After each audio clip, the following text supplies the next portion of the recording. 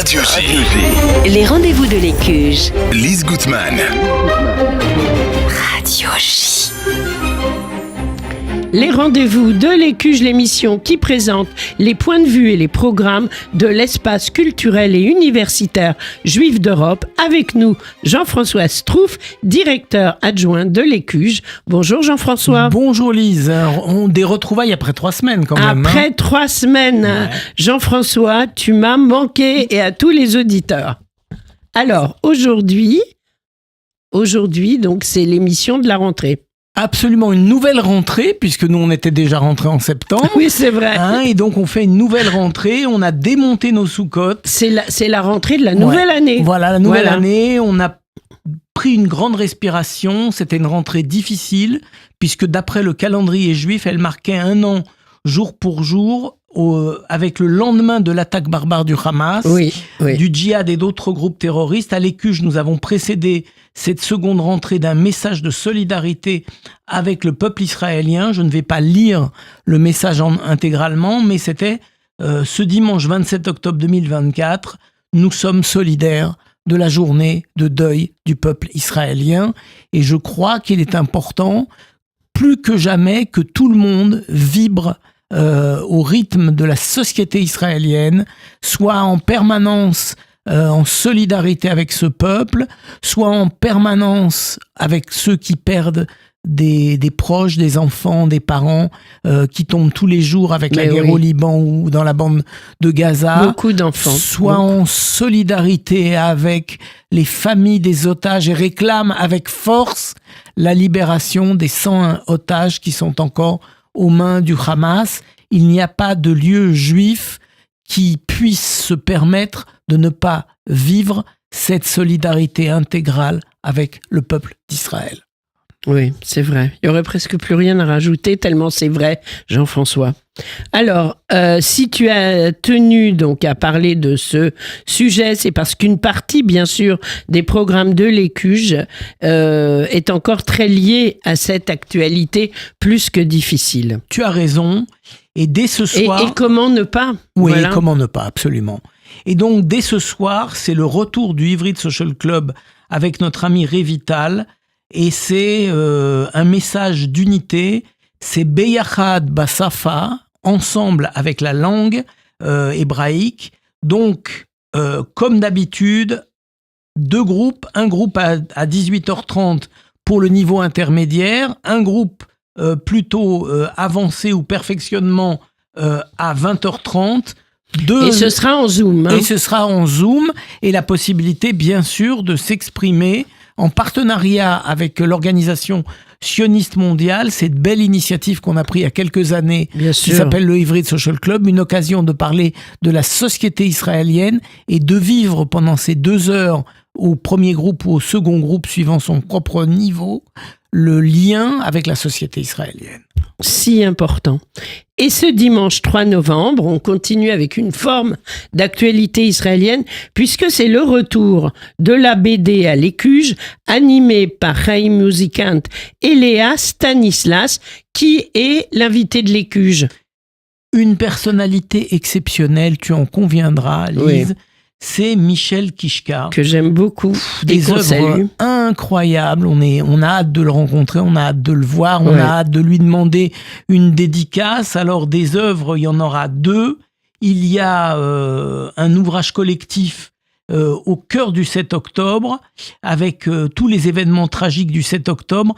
Elle est impressionnante, la BD. Elle est vraiment très parlante.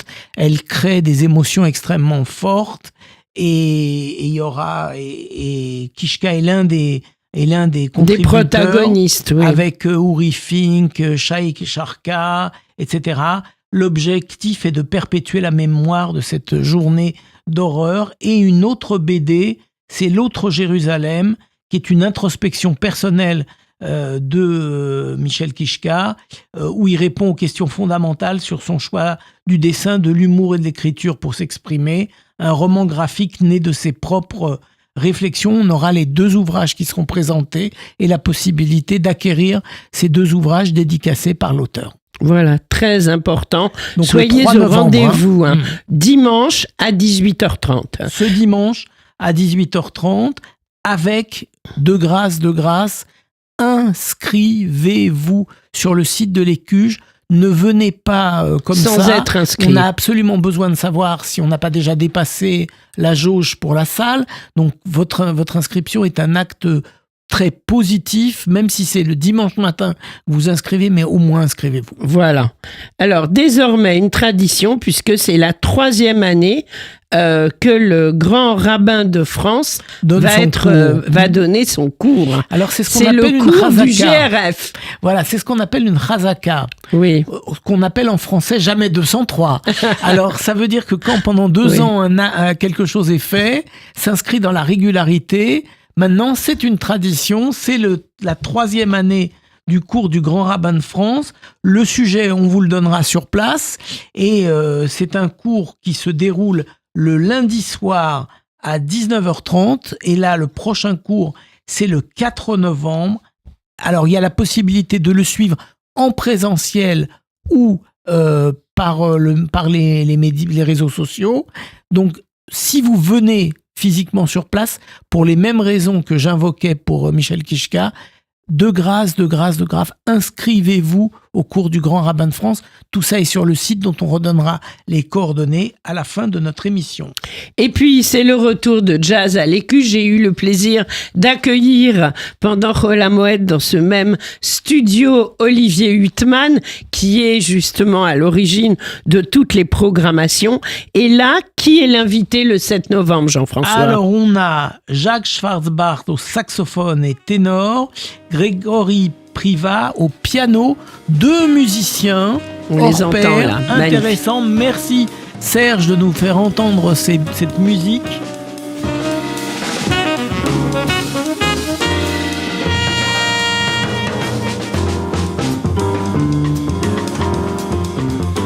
On n'a qu'une idée, c'est d'y courir. Ouais, alors voilà, jeudi 7 novembre à 20h30. Et là aussi, on va sur écuge.fr et on s'inscrit.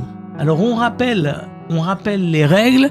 À partir de 19h30, le bar et un petit encas à disposition. Oui. Cette soirée est avec un partenariat prestigieux, c'est TSF Jazz, qui va prendre une partie de notre soirée et va la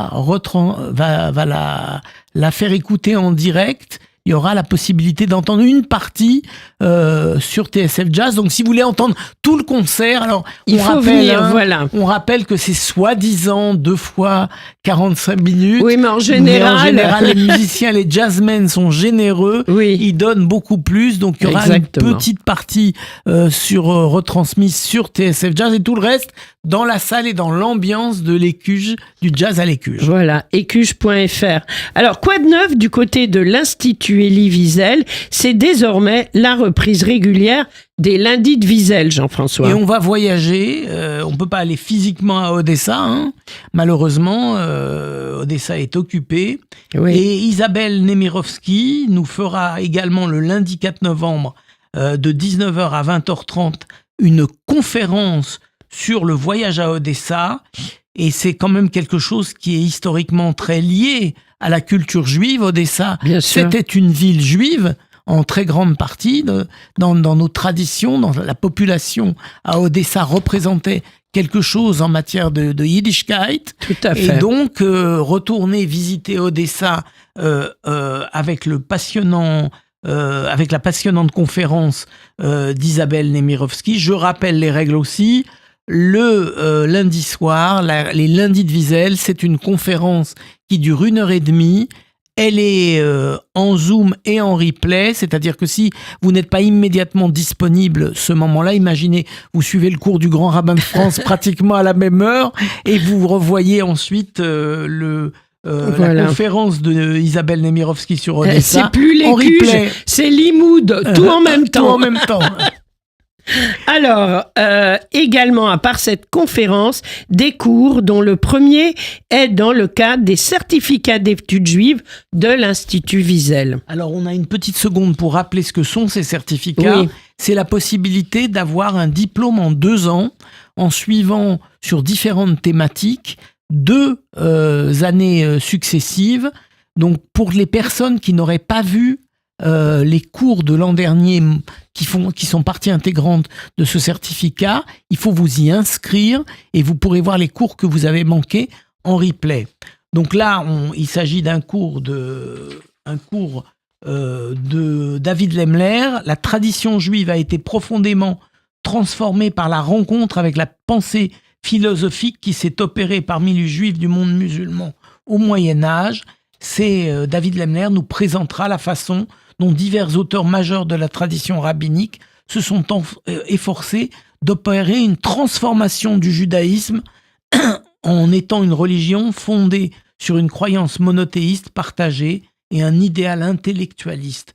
De quelle façon ces nouvelles idées vont passer pour des idées ancrées dans les textes traditionnels. Donc, c'est pas un enseignement rabbinique, c'est un cours, et ce cours a l'avantage de présenter d'une manière universitaire des éléments liés à la tradition, et ce sera le lundi 4 novembre, ce sera le mardi 5 novembre, Oui. Également les 12, 19 et 26 novembre. Donc c'est pareil, c'est en Zoom et en replay. Et c'est de 19h à 20h30. Et si vous manquez, vous avez la possibilité de revoir sur des replays. C'est ça qui est bien. Et dans le cadre du 20e anniversaire de l'Institut Wiesel, quels vont être peut-être les événements, Jean-François? Alors c'est un premier événement important de cette 20e année de l'existence de l'Institut Wiesel. C'est la littérature d'Elie Wiesel par notre amie Annie Dayan Rosenman. Ça aura lieu, donc un cours sur la trilogie de Wiesel, La nuit, l'aube, le jour. Au cœur de la culture, le portrait du survivant en proie à l'éternel présent du trauma. Donc je rappelle les dates, toujours comme tu l'as dit, de 19 à 20h30, mais cette fois le jeudi 7, le 14, le 21 et le 28. Si vous vous passionnez pour l'œuvre d'Elie Wiesel, c'est le moment. C'est le moment. Alors, on retrouve tout ça sur le site de... Alors, l'ECUGE, ecuge.fr, ECUJE.fr. Voilà, reprenez vos bonnes habitudes de vous inscrire à ce à quoi vous voulez assister. Ouais, vraiment, pour participer, on s'inscrit. Ça va être le mot d'ordre cette année. Le téléphone. Le 01 53 20 52 52. Et l'adresse, bien sûr, Jean-François. Le 119 rue Lafayette, dans le 10e, à la Gare du Nord. Voilà, on y sera et nous, on se retrouve la semaine prochaine, même heure, même studio. Avec Merci. toujours autant de plaisir, Lise. Merci.